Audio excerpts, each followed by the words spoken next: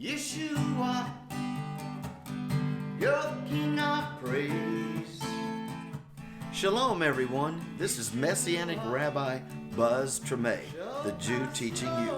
Welcome to our Bible study. Yeshua, you are the way. Yeshua.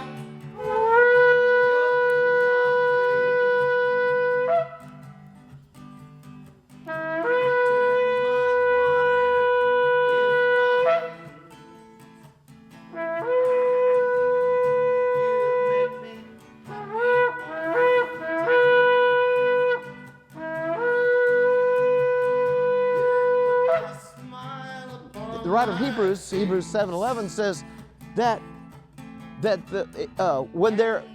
because the law was archaic and could no longer accomplish leading the people to righteousness, it says, and on the basis of the Levitical priesthood it was given.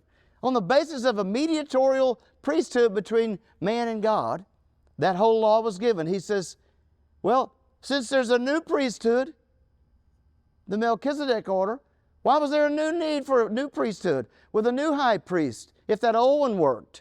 He says, but it didn't, so we have a new and living way provided for us. So, not saying anything ever against Judaism, but it is only a figure of the reality which is found in the Messiah. And these covenants lay it out for you. Each one of them has elements within it that paint this picture and lead the people. But notice that God didn't make man and give him all of them. It gradually, as man developed, and then here's another key factor in it that we very often aren't aware of. Maybe in the back of our minds, but Ephesians 3:10 says that His purpose, God's purpose, was that now,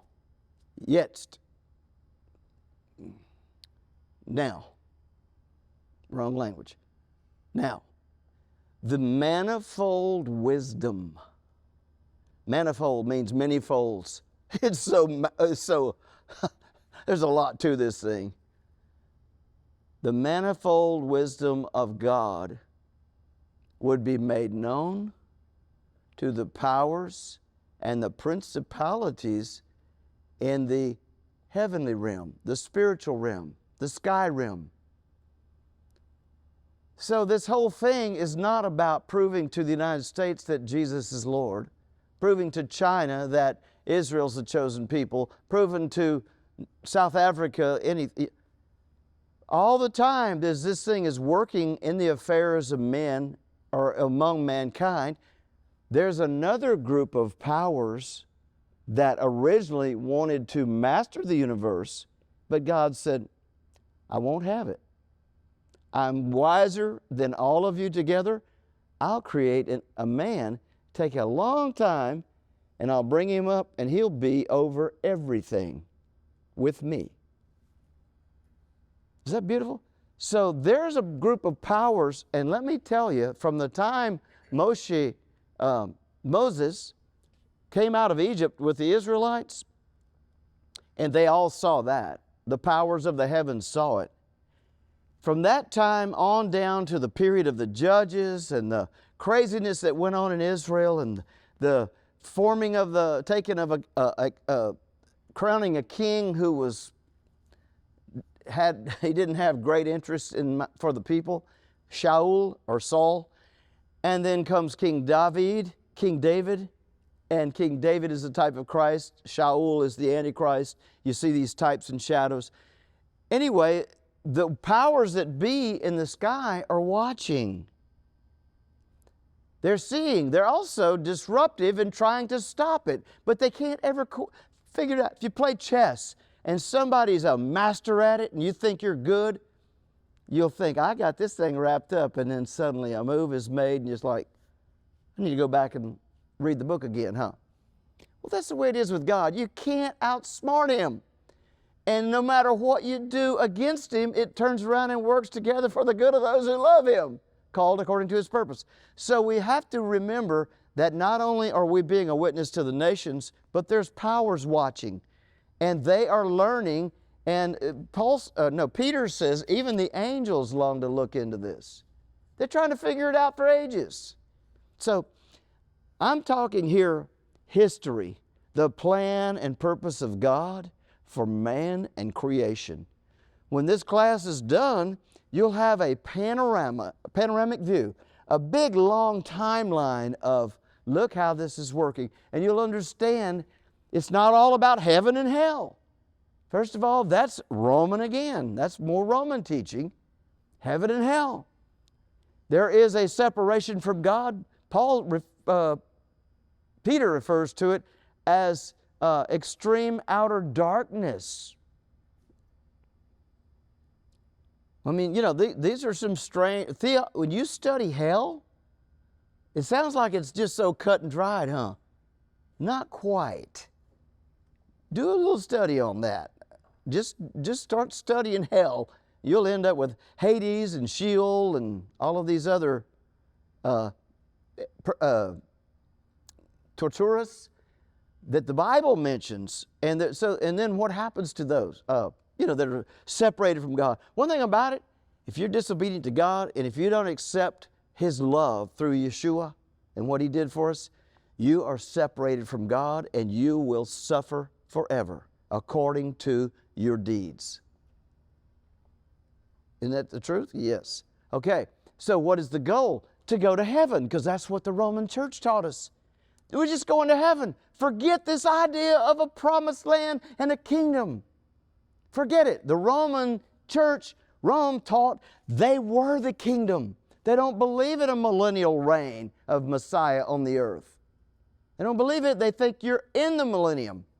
This was their original teaching. And then the year 666, they said this is the final end and the Lord is coming back to take us, all the way to heaven, because there is no new heaven, new earth.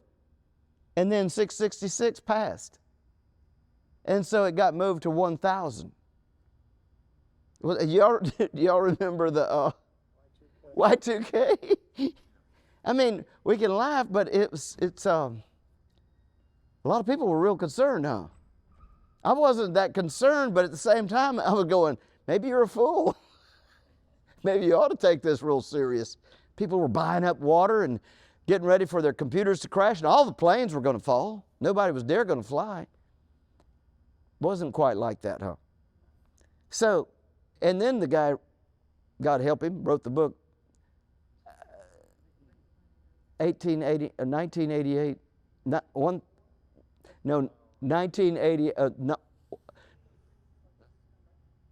what was it?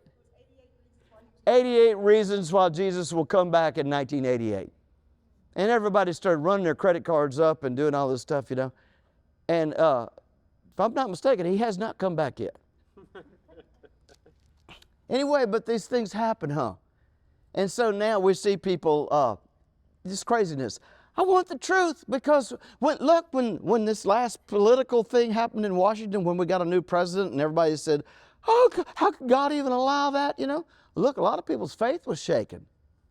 Well, let me tell you, you need to get so solid on the rock that your faith is not shaken. You have to understand, even if the devil himself sits in the president's office, that God is still in control. That nobody is going to change God's plans for you and me, and we're going to win in the end. Boy, look, we just need to get the victory on that, huh? Not that these things don't affect us, and I hate seeing sin so rampant in our land. I hate seeing it anywhere. I hate seeing whole nations dedicated to the destruction of Israel. That's evil. Because guess what? There's one chosen nation. And it's not the United States. And it's not Ireland. And it's not Germany or Russia,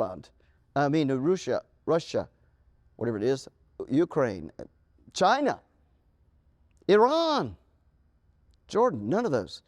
Yisrael is God's chosen nation. And He said, I chose you to confound the world. And He did, didn't He? The most hated people in the world. If they hadn't come along, this Christianity wouldn't exist and cause so many problems for the Muslims and so on. It's all a spiritual thing, isn't it? So, anyway, we will not meet next Saturday, or Sunday, rather, sorry. But we will meet the following, if that's okay for everybody. And we'll continue our teaching. We did not get to our syllabus today, but I felt like we've been so, holidays and things have come. Every now and then, and I'm telling you from experience, this gets into you when you go over it. Every now and then, when you're learning Hebrew, you have to learn the alphabet, the alphabet. And there's 26 letters, I think. No, 22. Yeah, 20. Yeah, maybe you don't want to sit under me. Okay, so 22 letters, and every now and then you just got to go back and go through your alphabet again, you know, because when you're learning, it's like if you're learning arithmetic, sometimes you got to go back to basics. So you got to be able to count. So you got to learn the alphabet. In this class and for this study, we go through all of the details of all of these things. They're really rich. Sometimes just one verse will clear up some confusion you had. Oh man, gosh, look what that says. Well, you know, it takes away the blurriness. So we're going to go through these things and do it so, but we'll always keep encapsulating, recovering, summarizing. You got to know that before time began, God had a plan and He established it within Himself. He started time, and then He set a day when it would end. That doesn't mean it's the end of the world. There is no end of the world. There is no you have a new creation appear. Now, I put this in here for the dangers of becoming legalistic. And I'm going to have to erase it just to get it out of the way. But really, once the new covenant's established, we're up to 2,000 years now, since Yeshua. And on the timeline, you know, this was 2000 BC, 1500 BC, that's about that same time, 1000 BC, 0 BC, you know, that's when Yeshua came. And now we've gone 2,000 years. Well, at one point, Yeshua will return when everything has reached its fullness, and He will establish His kingdom. He said, I will set 12 apostles, the 12 apostles on the 12 thrones, ruling over or overseeing, regulating the 12 tribes. And the Bible tells us that you've now been grafted in, made fellow heirs with God's people. So you're part of that 12 tribal mix. Ezekiel says wherever the Gentiles are, when the settlement takes place, they'll be included in that tribe.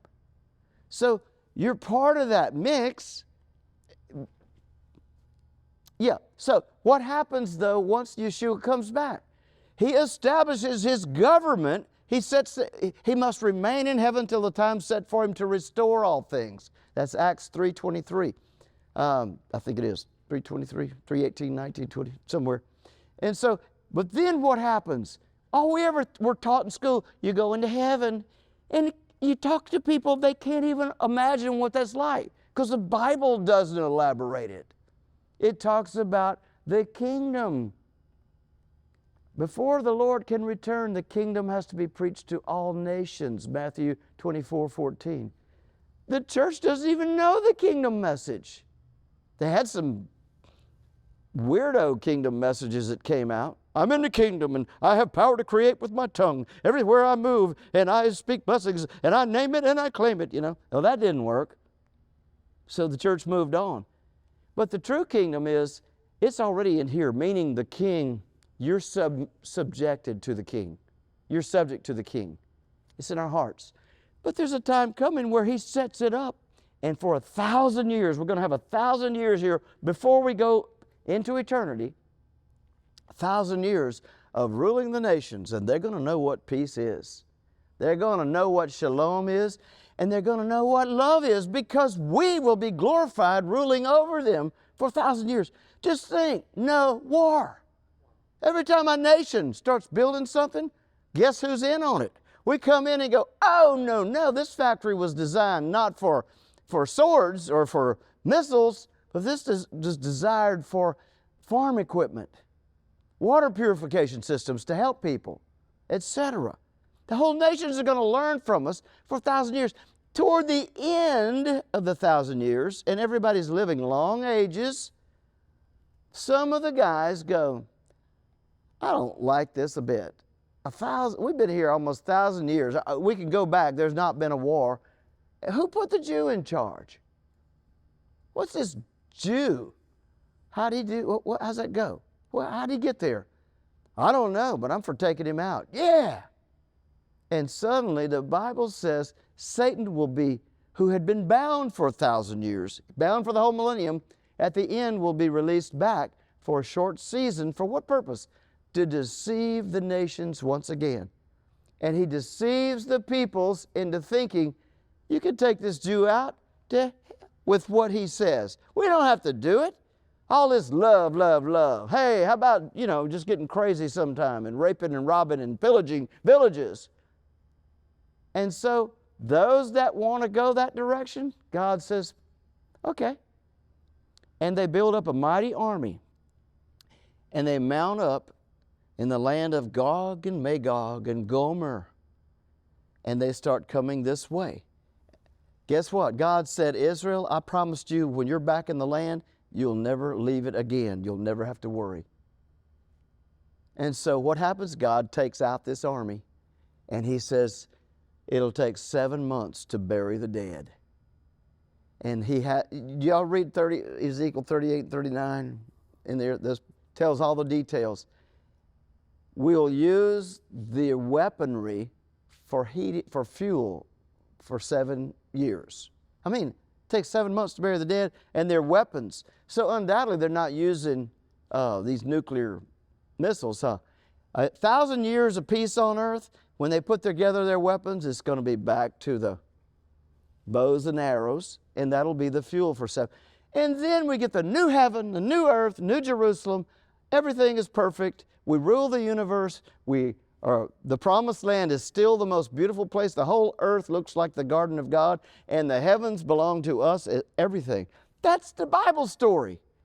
So this idea of going off to heaven and staying forever, the meek inherit the earth.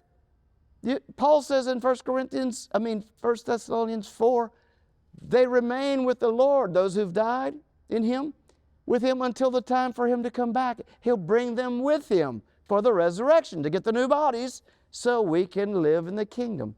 That's the Bible, and that's what we're teaching. I love you all. I pray you all be blessed and all your children are healthy and happy. B'Shem Yeshua, amen.